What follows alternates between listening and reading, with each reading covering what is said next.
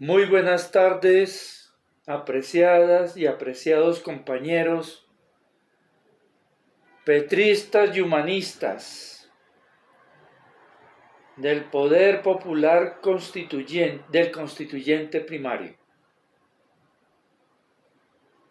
Hoy, sábado 12 de julio de 2025, y desde la ciudad de Bogotá, quiero compartirles el análisis sobre la situación política del momento actual, el proceso de golpe contra el gobierno del cambio del presidente Gustavo Petro.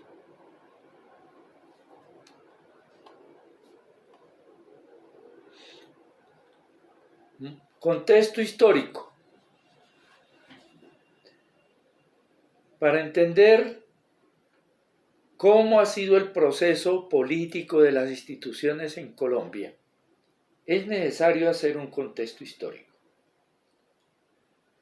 Desde el momento en que las fuerzas libertarias patrióticas dirigidas por el general Bolívar instauró la República de la Gran Colombia, por aquel agosto de 1819, expulsando a los representantes del Imperio de España de nuestro territorio patrio. En ese pasó a ser de una colonia esclavista española a constituir el Estado hacendatario esclavista postcolonial. Es decir, la constitución del poder del Estado en manos de los generales hacendados esclavistas, quienes se disputaban el poder territorial y el mando para hacerse al control del Estado a través de las muchas guerras civiles. Así fue hasta la guerra civil ocurrida entre 1884 y 1903, cuyo final ocurrió en los episodios de la Guerra de los 1000 días. Los comienzos del siglo XX en nuestro país, con la navegación a vapor por los ríos Magdalena y Cauca y la explotación petrolera en el Fuerte Gringo, instaurado por la Tropical Oil Company, y la expansión de los negocios internacionales de la mafia con la heroína y la cocaína en las intrincadas redes de comercio y financieras, con los imperios de Gran Bretaña y Estados Unidos de América como narcoestados, y en el contexto de las guerras de aquel momento como preludio a la Primera Guerra Mundial de 1914. Redefine el papel de la antigua hacienda esclavista postcolonial en América Latina en general y en particular en Colombia, hacia la producción de cocaína con destino a los mercados internacionales, cuyas demandas en masa son las tropas drogadas que marchan a los distintos frentes de batalla. Esta poderosa demanda de estupefacientes por los ejércitos en contienda hacen de la hacienda esclavista postcolonial se convierta en hacienda narco-paramilitar, al frente de la cual los herederos de generales hacendados y en calidad de generales también instauran el régimen de producción cocainera, marimbera o amapolera. Así ocurrió en México en los años 20, después de la fracasada revolución agrarista ocurrida entre 1913 y 1930. En Colombia, los flujos de dinero provenientes del narcotráfico se irrigaron por toda la economía, principalmente en Antioquia, Valle del Cauca, la costa Caribe, además de manera tardía en Cundinamarca y otros territorios hacia la mitad del siglo XX. En la actual coyuntura política, tanto internacional como nacional, evidencia del sistema del crimen organizado de la mafia y el comienzo de la extinción del poder hacendatario mafioso narcoparamilitar. Con la llegada del gobierno del cambio y el empoderamiento del pueblo como poder popular constituyente primario, nuevos procesos de transformaciones sociales y políticas están por redefinir el curso de nuestra historia.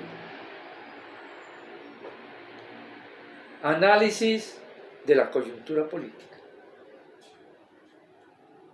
Una cadena de sucesos que desencadenaron la crisis más profunda dentro del sistema mafioso internacional como nacional, han colocado de manera desnuda y descarnada, revelando todo lo putrefacto y truculento que aún existe en las bases del régimen narcoparamilitar, que exacerba al extremo la ambición y la codicia de quienes ejercen las actividades del narcotráfico y del contrabando, a tal punto que todo el universo resulta pequeño e insignificante en la retina de sus ojos. El progreso es solo para construirse palacetes, unos tras otros, los cuales en vendetas y tras múltiples crímenes dejan abandonados y arruinados a través del tiempo.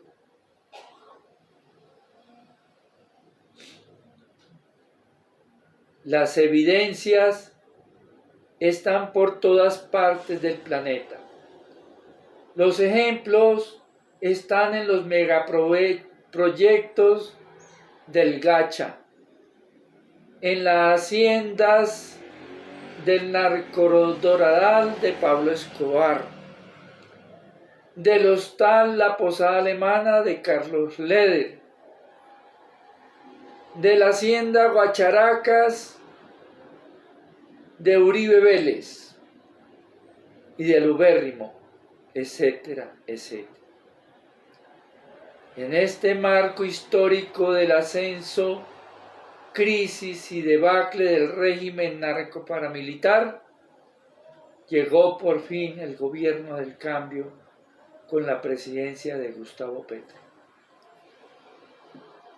Un narcoestado con mafias estructuradas y constituidas en más de un siglo, con poderes locales y regionales que se resisten ferozmente a los cambios y estructurales,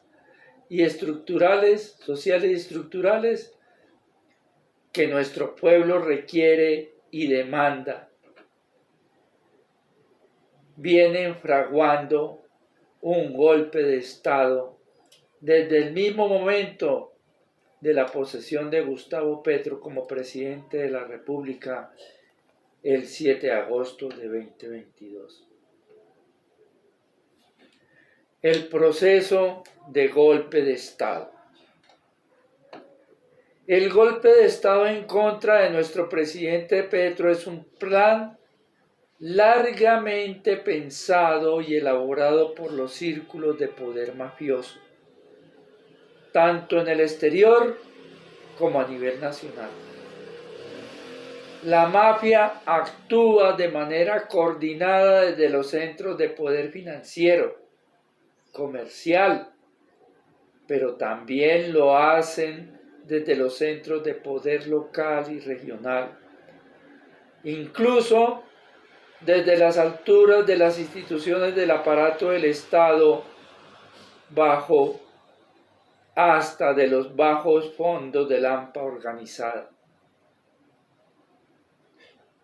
El golpe de Estado no está proyectado para sacar al presidente Petro o para matarlo. El golpe de Estado está dirigido a destruir el proyecto del gobierno del cambio, a someter a sangre y fuego al pueblo colombiano. Este proyecto es el proyecto político de los conspiradores golpistas. Todo para mantener su status quo de privilegios, para mantener a través de redes criminales del narcotráfico y el contrabando su poder mafioso, para continuar robándose los dineros públicos para la inversión social, sosteniendo para ello un sistema judicial de impunidad que les protege y negar de plano los derechos sociales de las comunidades de barrios y veredas. ¿Quiénes son los conspiradores golpistas? Entre los conspiradores golpistas están el secretario de Estado de Donald Trump, Marco Rubio, el presidente del Senado del Congreso de la República, Efraín Cepeda, y 8 senadores que viajaron con él. Entre ellos podemos citar a Honorio Pinedo, a Juan Carlos Garcés, a Mauricio Gómez, a Nicolás Echeverry, a Carlos Abraham Jiménez, a Lorena Ríos y Berenice Bedoya. Además, los senadores Mario Díaz Balart y Carlos Jiménez del Partido Republicano de los Estados Unidos. Entre otros, el excanciller Álvaro Leiva, quien coordina al grupo de conspiradores, y las senadoras Paloma Valencia, María Fernanda Cabal, Paola Holguín y el senador Miguel Uribe Turbay del Centro Democrático, quienes junto con la precandidata Vicky Dávila de Géneco también viajaron a solicitar apoyo a los círculos golpistas de poder en Washington para dar el golpe de Estado en Colombia. La trama del golpe de Estado.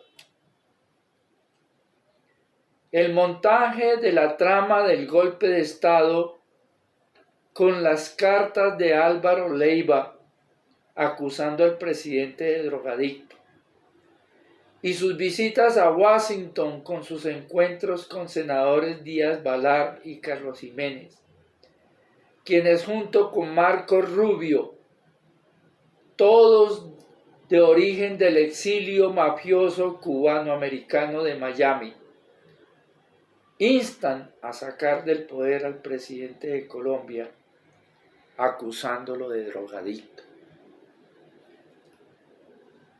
El segundo acto de la trama del golpe de Estado es el montaje teatral callejero del supuesto atentado al senador del Centro Democrático Miguel Uribe Turbay. El propósito de este sketch de teatro callejero de mala calidad, y digo de mala calidad porque en la elaboración teatral mal ejecutada dejan ver los trucos de los actores ante los ojos de los espectadores. Hay un video en internet que muestra cómo un sujeto de chaqueta café unta a otro de chaqueta gris una mano con una sustancia de color roja fucsia, y le coloca la mano en la nuca de Miguel Uribe mientras permanece en brazos de otros dos sujetos. Hay otra escena en donde Miguel Uribe yace en el suelo manteniendo en una de sus manos cogida una botella de agua. Y por último, en menos de 3 minutos aparece una ambulancia que lo recoge. Y en el momento en que el grupo que sostiene a Miguel Uribe lo traslada por la vía, no deja rastros de sangre sobre el pavimento. Aquí vale la pena hacer unas observaciones pertinentes al respecto. Primero, una herida a bala en el cráneo es una herida que sangra abundantemente, pues la piel del cuero cabelludo es abundante en vasos sanguíneos. Segundo, la sangre es de color rojo oscuro y no rojo fucsia, tal como aparece en el video. 3. La sangre se coagula en menos de 2 minutos, por lo tanto, lo que le untan en la nuca al senador no es sangre. 4. Si el cerebro humano sufre un impacto de bala y en este proceso las esquirlas de hueso de la bala, que según la Clínica Santa Fe está alojada en el cerebro de Miguel Uribe, en el momento del impacto, los músculos del afectado pierden toda tonicidad y fuerza para sostener cualquier cosa en sus manos, lo cual contradice a lo real mostrado in situ de los hechos. 5. Según la Clínica Santa Fe, el paciente Miguel Uribe ha sufrido 9 cirugías de cráneo, pero en ningún momento se le ha realizado rasuramiento a su cuero cabelludo. Rasuramiento que es obligatorio para todos los procedimientos quirúrgicos de tal naturaleza. Por último, la Fiscalía General de la Nación, a través de Medicina Legal, no ha hecho seguimientos y prácticas forenses que por ley deben practicarse al paciente Miguel Uribe. Luego del supuesto atentado a Miguel Uribe en el Senado, aparece la bandera de Colombia sobre el puesto de la curul de este senador, y desde la presidencia de la corporación, Efraín Cepeda aparece acusando al gobierno del presidente Petro del atentado. Y junto con Paloma Valencia, María Fernanda Cabal y Paola Holguín, aparecen convocando a una gran marcha del silencio en contra del gobierno del cambio. Después, Efraín Cepeda convoca a los altos mandos de las Fuerzas Armadas a una reunión con los partidos de oposición, alegando supuestas faltas de garantía para la oposición y sin presencia del presidente de la República, en un claro intento de golpe de Estado a lo cual el presidente Petro se opuso.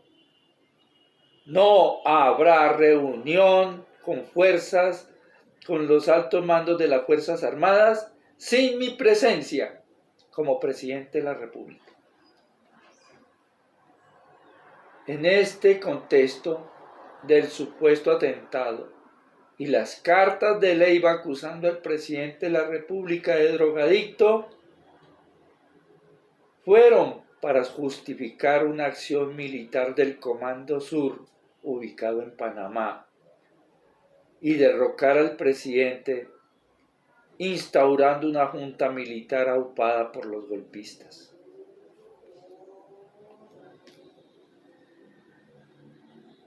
El pueblo colombiano debe mantenerse en un estado de movilización permanente, de asamblea popular constituyente permanente, de estar atenta a todo llamado a la movilización en favor del gobierno del cambio. En ello está la vida no solo del presidente de la República, sino de todo el pueblo colombiano.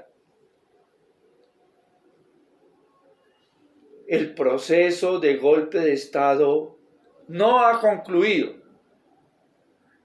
y el pueblo colombiano debe mantenerse permanentemente en alerta, en estado asambleario del poder popular constituyente, desde los barrios, en las ciudades y en los centros poblados, en las veredas. El cambio no es para el presidente Gustavo Petro. El cambio es para el pueblo colombiano en general. A toda la militancia del movimiento humanista petrista a nivel nacional, quiero invitarlos a movilizarnos apoyando al presidente y exigiendo ya cerremos el Congreso de la República, suspendamos ya las altas cortes, convoquemos ya a las asambleas del Poder Popular Constituyente, asambleas nacional constituyente ya. El pueblo en movimiento y en acción política colectiva es el que produce los cambios que necesita. Al pueblo solo lo salva el pueblo. Democracia directa ya. Asamblea Nacional Constituyente ya. Que viva el gobierno de nuestro presidente Gustavo Petro. He dicho. Muchas gracias. Feliz tarde para todos.